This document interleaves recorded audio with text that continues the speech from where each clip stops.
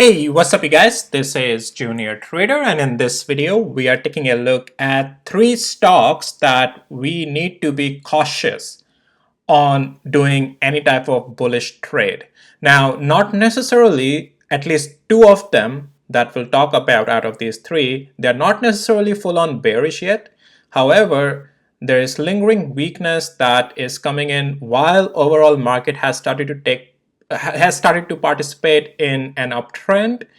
These stocks haven't yet done so. They are reacting against the market, which eventually may turn out that the bullish structure may not hold. So that's why these three stocks I want to talk as under caution that you should be very careful with.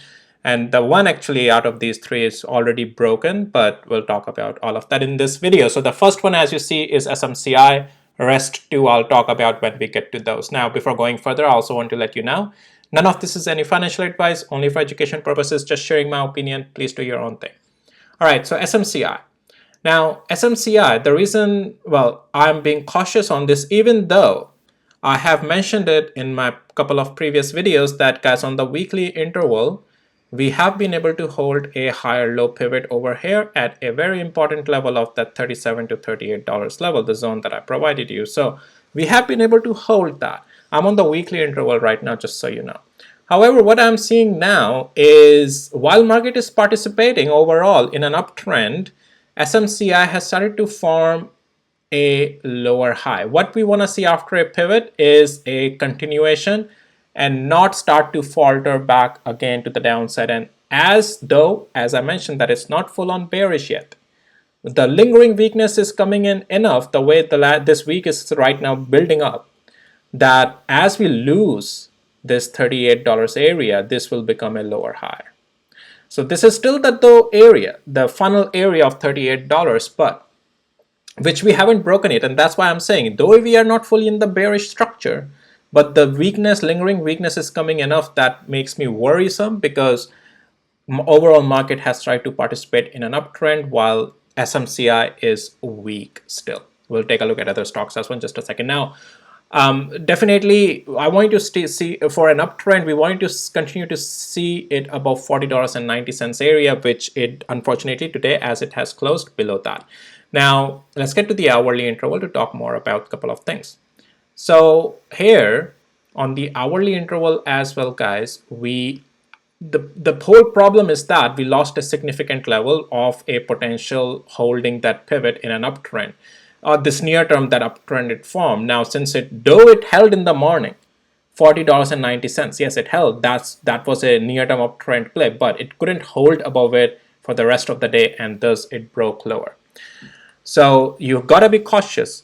Overall structure is not full on bearish, but intraday weakness is already coming in. Now, tomorrow, if it can close above $40.90, life can come back again in SMCI. If it closes anywhere below $40.90, which it eventually be, if it closes below $39.85, consider intraday weakness back again already, and that near term, that momentum that we were expecting upside, it's already loosening, and eventually it may just crack lower. So just be cautious on this thing.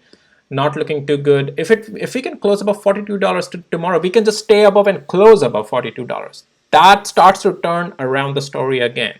If it doesn't do that, we will still linger around and may remain weak on this thing. All right, so that's SMCI.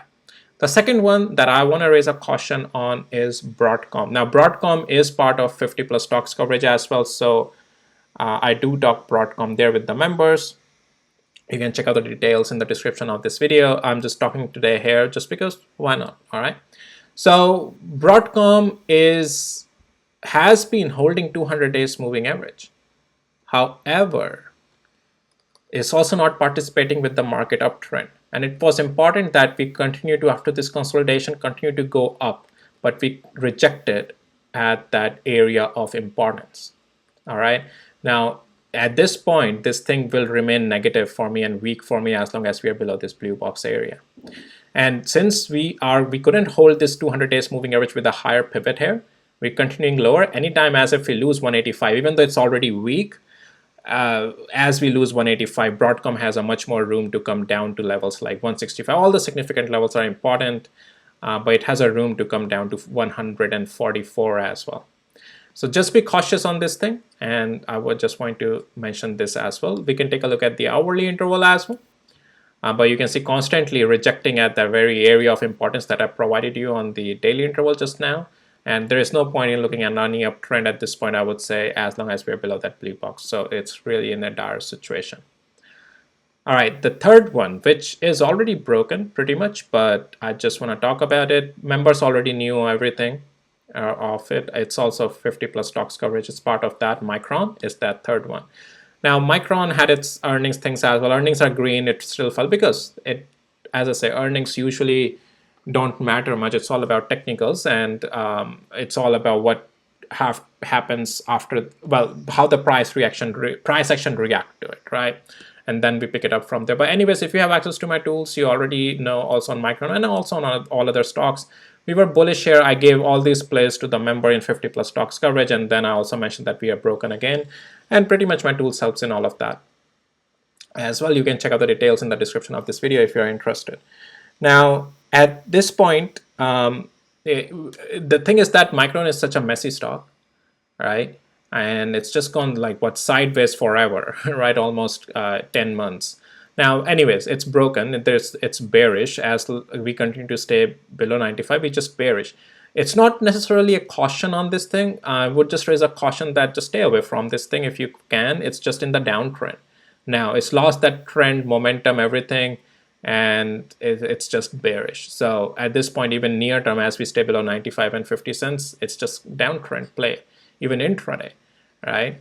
And yeah, any hope will be only above without breaking further below if it can get above 97 and 30 cents for the uptrend, then only, otherwise no, right? So it's broken, and just the third one, I want to raise it as a caution. All three are in this semiconductor. So anyways, that's all I had for you guys in this video, and with that, I'll see you in my next videos. Don't forget to check out the details on the trading tools and 50 plus stocks coverage in the description of this video if you are interested. All right, take care, bye.